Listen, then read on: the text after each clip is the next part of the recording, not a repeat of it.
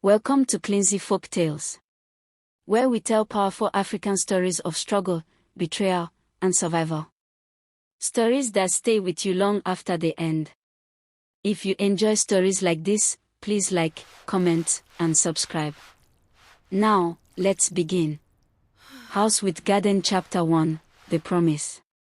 In a quiet village, life was not easy. A man named Musa spent his days fixing broken machines, while his wife Holima sold food under the hot sun. They had little, but they had hope. And their hope had a name.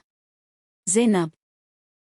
She was brilliant, focused, always first in her class. Her teacher once said, "This girl is meant for something greater." But greatness needs opportunity. And opportunity needs money. Then one day, a relative arrived from Lagos. Uncle Sadiq. Well-dressed, confident, trusted. He sat in their home and made a promise. "I will take Zainab to the city. I will send her to school. She will have a better future." Musa hesitated. Halima prayed. Zainab believed. And that was enough. Door Chapter 2. The journey. The journey to Lagos felt like entering another world. Noise. Movement. Buildings that touched the sky. Zainab watched everything through the car window, thinking her life was finally beginning. When they arrived, the house looked perfect. Clean walls. Locked gate. Polished floors. It looked like an opportunity. But it wasn't. Not even close. The first days passed quietly. No school was mentioned. Instead, Zainab, sweep this. Zainab, wash that. Zainab, hurry up. Then the household maid left. And everything changed. From that moment, Zainab became the replacement. She cooked, cleaned, worked, and waited for school that never came. Weeks became months. Months became years. Every morning, she stood at the gate, watching the children of the house leave for school, while she stayed behind, holding a bucket. Back home, messages came. She is doing well. She is progressing. She will make you proud. And her parents believed it.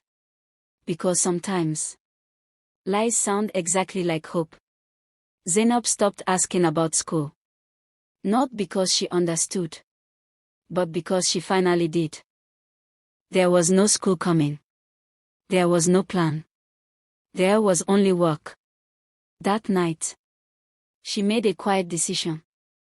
If no one would give her education, she would take it herself. She found an old textbook behind the house. Dusty. Torn. Forgotten. That night, she opened it. And everything changed. Numbers became meaning. Words became power. She studied in silence, under a small light, while the house slept. No one knew. And no one noticed. But silence does not last forever. Someone saw her. And the response was immediate. More work. Less time. No freedom. The message was clear. You are not leaving. But something had already changed inside Zainab. She was no longer waiting. She was planning. One morning, she woke up at 4:30 a.m. like always. She cleaned. She worked. She obeyed. Like always.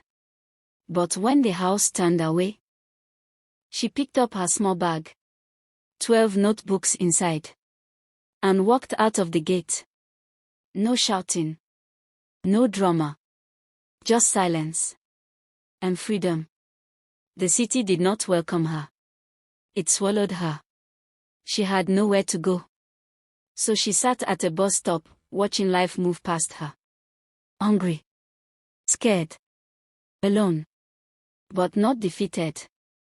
Because for the first time, her life belonged to her. Zainab worked wherever she could. Markets, shops, kitchens.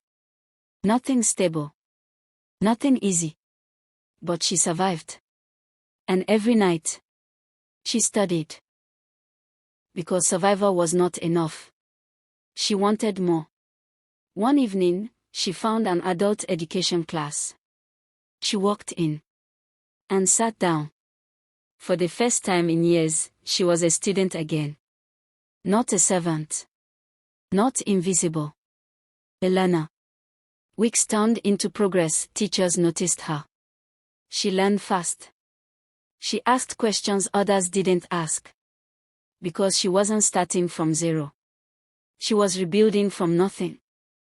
A message arrived. Her father was sick. Her mother needed her. She called home and told them the truth. Not everything, but enough. Silence followed. Then her father said softly, "At least you are alive." And that was the beginning of healing. A scholarship came. Unexpected. Life-changing. Not perfect. But enough to move forward. Zainab accepted it. Because sometimes, one door is all you need. Years passed. Zainab was no longer the girl who left silently. She was now helping others like her. Girls who had been promised school, but given silence instead.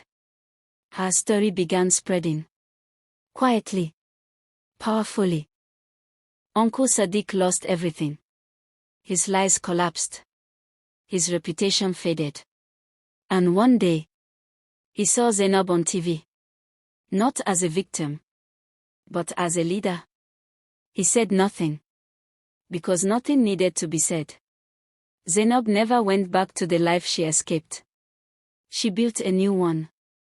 Not from luck, but from determination. Because sometimes, the people who try to trap you are the same ones who unknowingly teach you how to break free. If this story touched you, comment below what moment stayed with you the most. And share it with someone who needs hope today. Because somewhere right now, someone is still waiting for their chance to walk out and start again.